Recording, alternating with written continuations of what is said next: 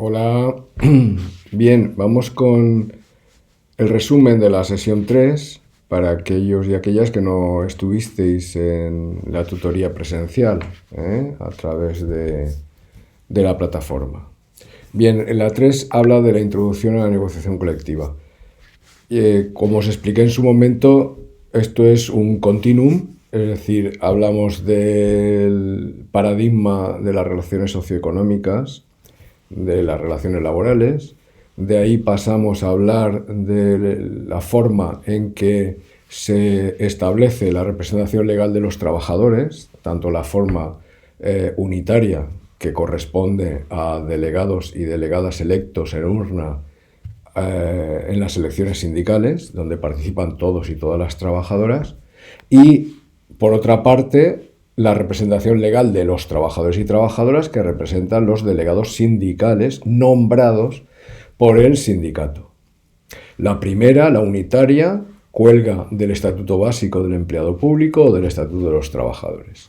Y la segunda, que es la representación legal de los trabajadores a través de los delegados sindicales o delegadas sindicales, los nombra el sindicato y cuelga de la Ley Orgánica de Libertad Sindical. Por lo tanto, esas dos ramas de la representación legal de los trabajadores se materializan a través de normas diferentes, pero son tanto unos como otros representantes legales de los trabajadores y trabajadoras.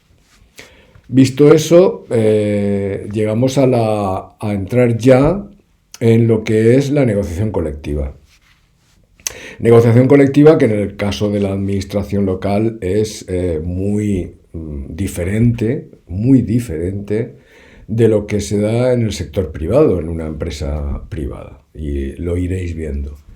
Por ello, precisamente por esas características de la diferencia sustancial que implica la negociación colectiva en la administración, dentro de lo que es el curso de los 6 sesiones, destinamos a negociación colectiva 2.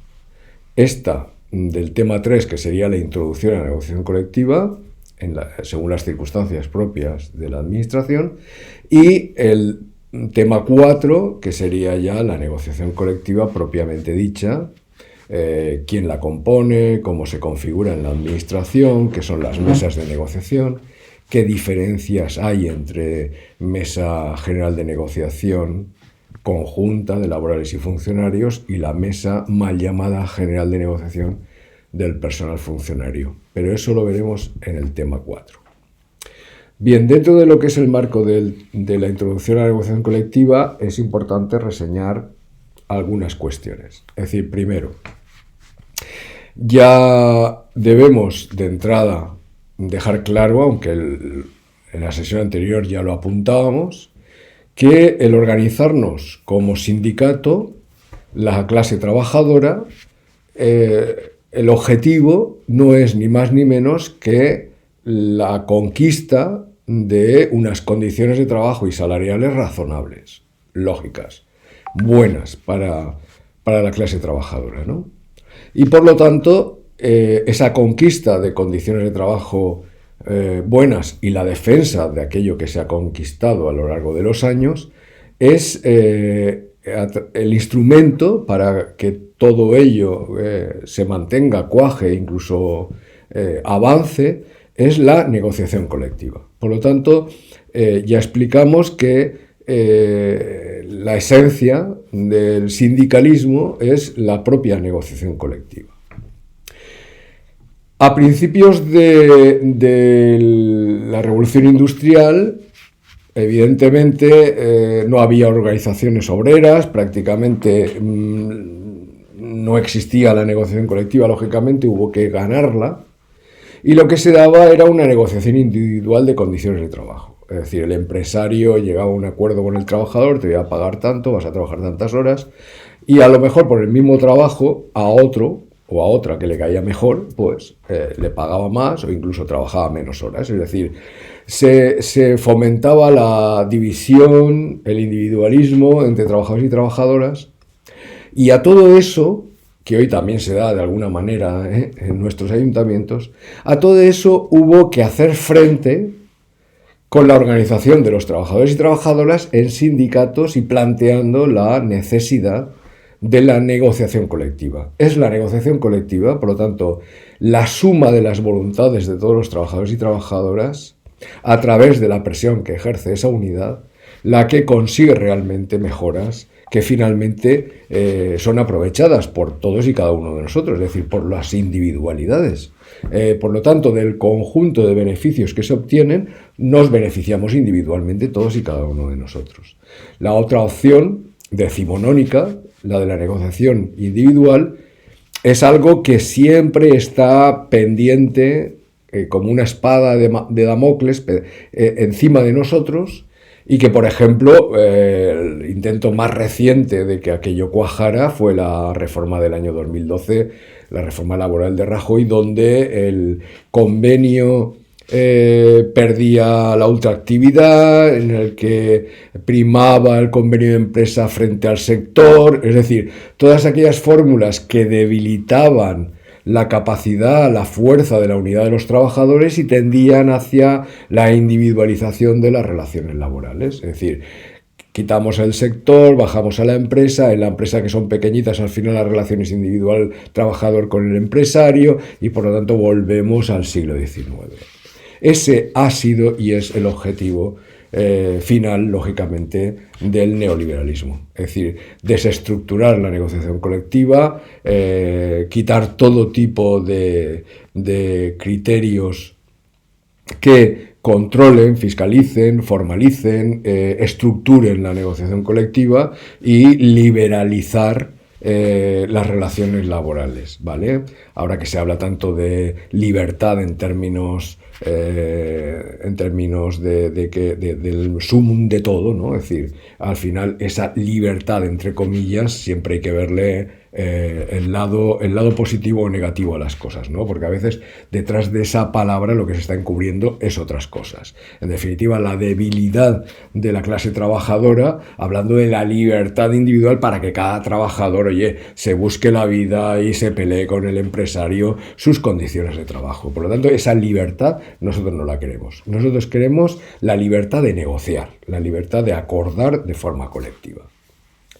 Bien, la negociación colectiva, por lo tanto, ya hemos dicho que es el instrumento fundamental de la acción sindical de la organización para conseguir unas buenas condiciones de vida y laborales de la población trabajadora, y hay que tener en cuenta que en el caso concreto de España democrática, es decir, después de la muerte de Franco, con todas las movilizaciones obreras que hubieron, las huelgas, etcétera, etcétera, se consigue que esta negociación colectiva, este derecho a la negociación colectiva del personal laboral en la empresa privada, de los sindicatos, se materialice en la Constitución precisamente en uno de sus primeros artículos, es decir, el derecho a la negociación colectiva laboral entre representantes de los trabajadores y empresarios, así como la fuerza vinculante de los convenios, se plasma en el artículo 37 de la Constitución.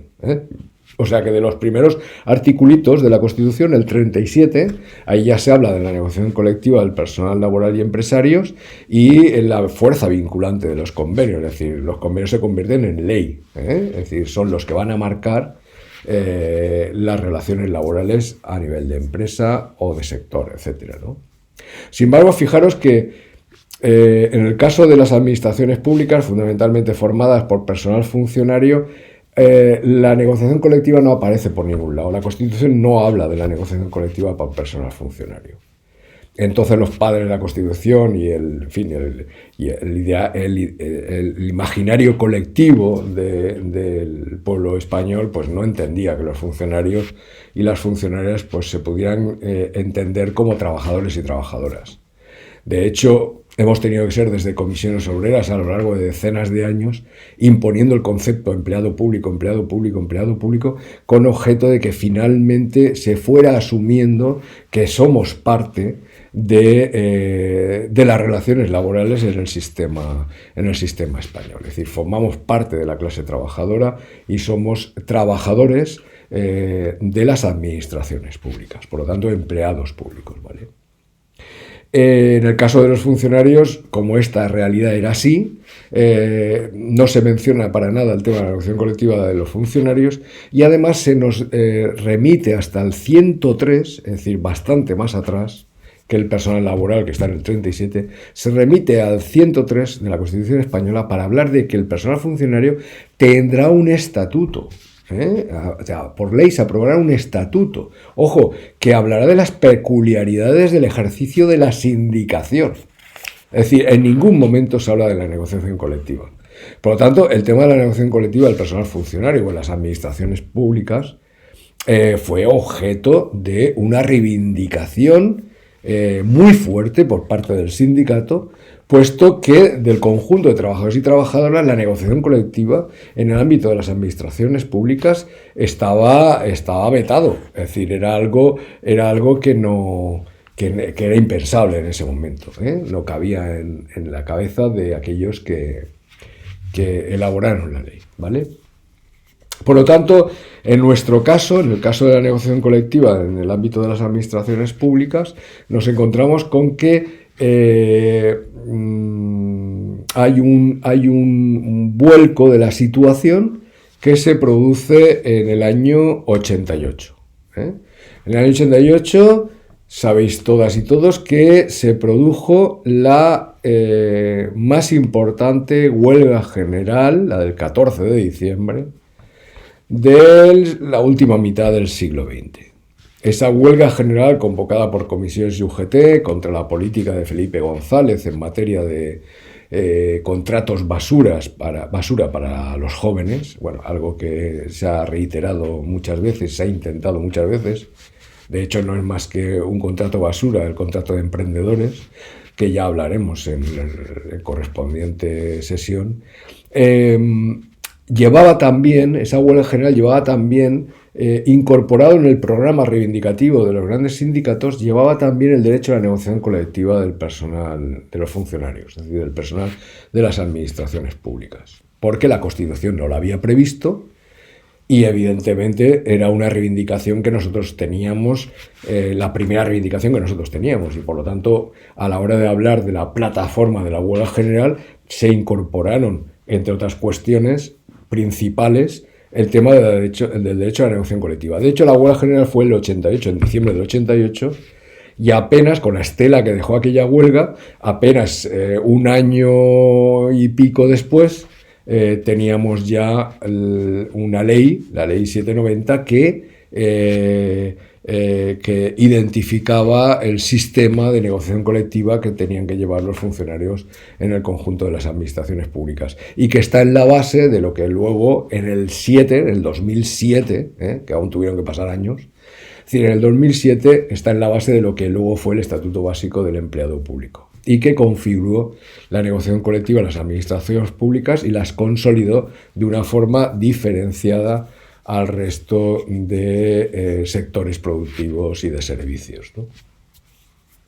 En el caso concreto del Estatuto de los Trabajadores, personal laboral, habla de la fuerza vinculante de los convenios y de que lo que se busca con la negociación de convenios no es ni más ni menos que llegar a acuerdos con objeto de mantener la paz social en las empresas y que haya una interrelación entre empresarios y trabajadores adecuada, a través del establecimiento de condiciones de trabajo y salariales propias.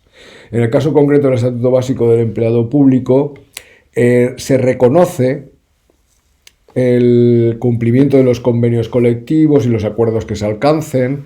Se da, por lo tanto, fuerza vinculante también, pero siempre condicionada. Es decir, la fuerza vinculante que tienen los convenios en el sector privado es una fuerza vinculante absoluta. Es decir, si se alcanza un acuerdo en materia retributiva, bueno, pues ya se buscará la vida el empresario a través de préstamos o como sea para cumplir con los acuerdos alcanzados, ¿no? En el caso, sin embargo, de las administraciones públicas, la negociación colectiva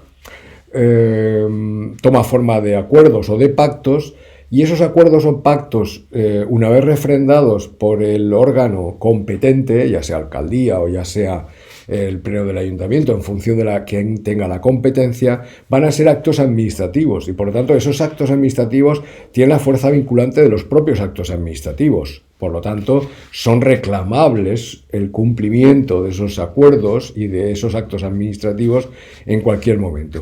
Pero la fuerza vinculante es relativa. ¿Por qué? Porque los acuerdos van a estar condicionados a determinadas premisas. Por ejemplo, la negociación colectiva está sujeta al principio de legalidad.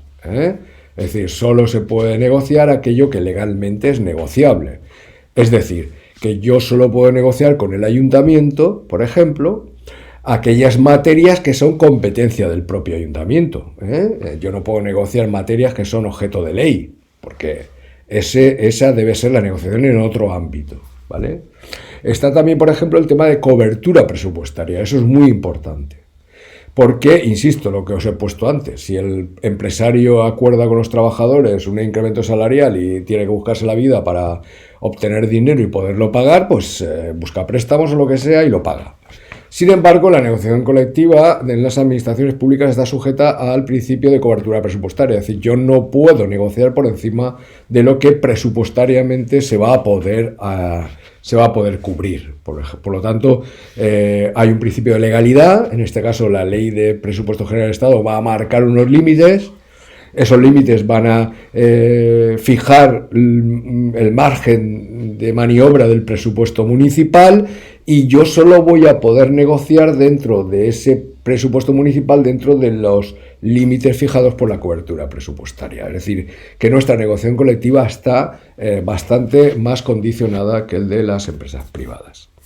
Está también el tema de la obligatoriedad. En este sentido, el principio de la obligatoriedad es importante porque mientras que no se habla en el ámbito de las empresas privadas, ni en la ley constitucional, ni en el estatuto base de los trabajadores, ni nada, no se habla de la obligación de negociar, ¿vale? Es decir, que, por ejemplo, pues un empresario que sabe que hay una cobertura de convenio a través del convenio de sector, pues igual puede decir que no quiere negociar convenio de empresa, porque habiéndolo ya de sector, ¿para qué va a negociar el convenio de empresa? Sin embargo, en las administraciones públicas, todas y cada una de ellas, desde el ayuntamiento más pequeñito hasta la administración más grande, todas tienen obligación de negociar aquello que es materia de negociación y que la ley fija.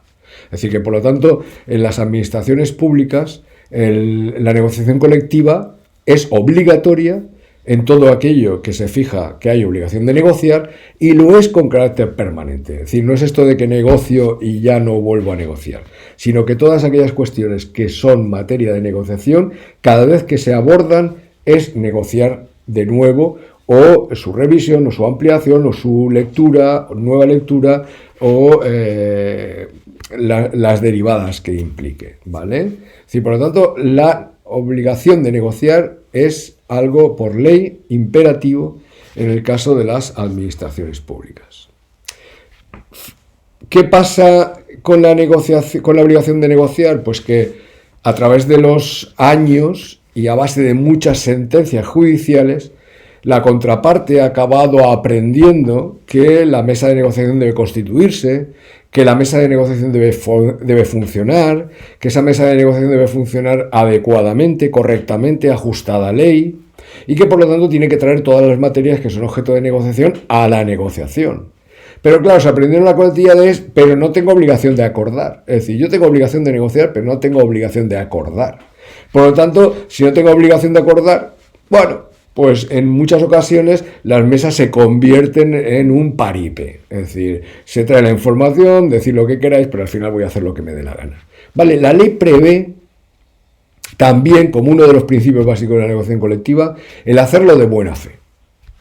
Como estaréis entendiendo, detrás de estas actitudes de la contraparte no hay buena fe, Por lo tanto, ahora estamos en el problema de que hemos conseguido la negociación colectiva, la obligación de la negociación colectiva y que se cumpla esa obligación, pero ahora tenemos que seguir en la presión, en la acción sindical, en el trabajo sindical, para poner en evidencia cuando se está negociando de mala fe, es decir, cuando no hay buena fe en la negociación. De tal manera que los tribunales, etcétera, pues acaben poniendo en su sitio a la contraparte y obligándoles a cumplir toda una serie de requisitos que demuestren la buena fe en la negociación colectiva. Algo que evidentemente abordaremos en la siguiente sesión. Bien, estos principios, luego está el de publicidad y transparencia, ¿no? Son principios básicos que son exigibles. Esto está en el 33.1 del TREBEP, del Estatuto Básico del Empleado Público, y lo tenéis en la documentación que se aporta dentro de lo que es el tema, ¿no? Con respecto a los convenios, acuerdos del personal laboral y funcionarial, algunas diferencias. Los convenios o acuerdos propiamente dichos, en el caso del personal laboral,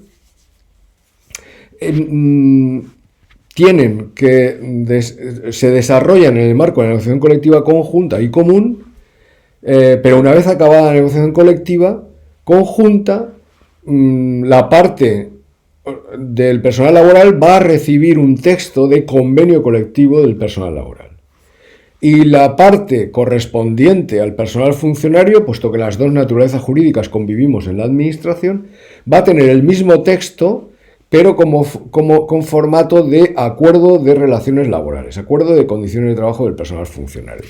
Vale, en el convenio de laborales figurará pues cosas que son específicamente de ellos, como pueda ser, yo que sé, el periodo de prueba, los despidos, los tipos de contrato, etcétera, etcétera. Y en el caso de funcionarios, pues habrán otras materias que al personal laboral no les afecta y serán las únicas pequeñas diferencias que puedan haber entre los dos textos.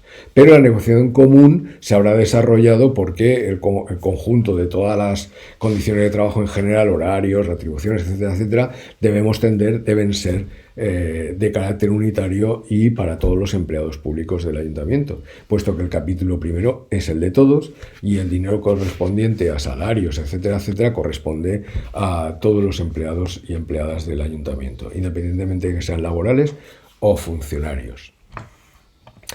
Hay una cuestión importante y es que en la medida en que los ayuntamientos y las entidades locales son administraciones independientes unas de otras, no es posible la negociación de un convenio, acuerdo de carácter sectorial.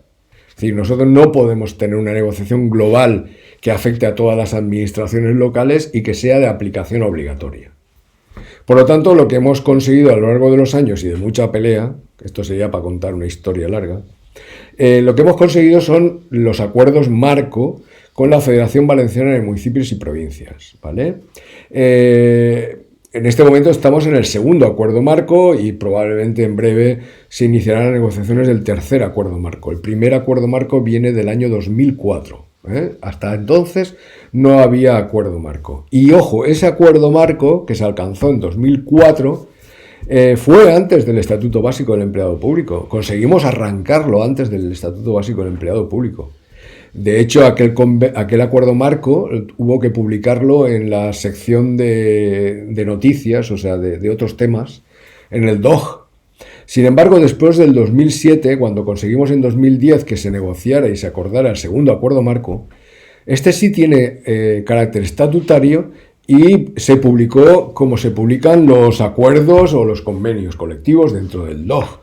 Es decir, que por lo tanto ese segundo acuerdo marco ya tiene una consideración un poco más importante, ¿no? de mayor presencia. Aún así, la aplicación del acuerdo marco alcanzado con la Federación Valenciana de Municipios y Provincias solo es posible en la medida en que cada administración, puesto que son independientes, tomen el acuerdo particular de adherirse al acuerdo marco.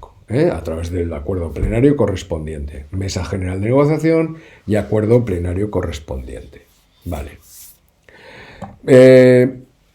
Importante tener en cuenta que en materia de convenios y acuerdos deben figurar como requisitos a tener en consideración en la negociación colectiva la vigencia, el ámbito personal y territorial, la denuncia, cuando se realiza la denuncia, la prórroga o la ultraactividad del convenio y, por supuesto, la comisión paritaria o comisión de seguimiento. Ojo, comisión paritaria o comisión de seguimiento que no tiene capacidad negociadora y que lo único que va a hacer es interpretar el cumplimiento del convenio o aclarar las dudas que existan sobre su aplicación. Pero de ninguna de las maneras, ni la comisión paritaria o de seguimiento, se llame como se llame, tiene capacidad de negociar nuevas materias. Para negociar nuevas materias, en el caso del personal laboral, si solo hay personal laboral, porque no hay mesa general de negociación conjunta con funcionarios y tal, pues debería ser la comisión negociadora del convenio la que revisara su contenido, estableciera nuevos requisitos para el convenio y planteará una modificación del mismo, pero siguiendo el esquema de la negociación del propio convenio. Es decir, no habría otra fórmula, ¿vale? Por lo tanto, muy importante dentro del proceso de negociación colectiva saber que aquellos que negocian tienen que estar legitimados para ello, que el convenio debe marcar los ámbitos, insisto, de aplicación del convenio o acuerdo, y deben dejar bien claras cuáles son las materias objeto de negociación dentro del propio convenio. Es decir, una vez acordado el convenio, pasará a aprobarse, firmarse y ser ratificado por el órgano pertinente. En este caso, el Pleno del Ayuntamiento, ¿vale? Y posteriormente a su publicación en el Boletín Oficial de la provincia. Al respecto de lo que hemos hablado de la comisión paritaria, etcétera, el convenio debe figurar también la denuncia, es decir, cuándo y cómo se denuncia. Ojo con la denuncia, es decir, la denuncia debe quedar claro que será en una fecha concreta, un mes antes de la expiración del convenio, 15 días antes, en fin, y que se procederá a la negociación inmediata de un nuevo convenio. Pero también es importante el tema de la prórroga, y la ultraactividad. Es decir, el convenio quedará automáticamente prorrogado, ¿vale? De no haber denuncia expresa en el momento en que finalice su vigencia. Y luego, con respecto a la ultraactividad, es importantísimo dejar bien claro que en tanto en cuanto no se negocie nuevo convenio, no haya nuevo convenio, el convenio seguirá en vigor, más allá de la fecha de caducidad del mismo. Estos dos conceptos son muy importantes porque nos podemos encontrar con el riesgo de que una vez finalizada el periodo de vigencia del convenio y si no ha habido la denuncia pertinente en su momento ni se ha previsto la ultraactividad del convenio, el convenio pueda decaer, en cuyo caso sería de aplicación el convenio sectorial. Pero nosotros no tenemos convenio sectorial. Es decir, la administración local no hay convenio sectorial, no hay otros convenios de superior categoría que cubran vacíos. Entonces, el problema que tendríamos sería muy importante. Nos encontraríamos con un vacío en el cual la contraparte podría aplicar directamente estatuto. Bueno, tendría que respetar durante un periodo de tiempo las condiciones retributivas y de trabajo, que no puede ir más allá de un año, y si no hay nuevo convenio, pues al final nos quedaríamos en el aire viendo cómo las relaciones laborales acaban volviendo a ese origen nefasto del individualismo y de me acojo a lo que diga el Estatuto de los Trabajadores en exclusiva y punto, y no reconozco ningún derecho más, ¿no?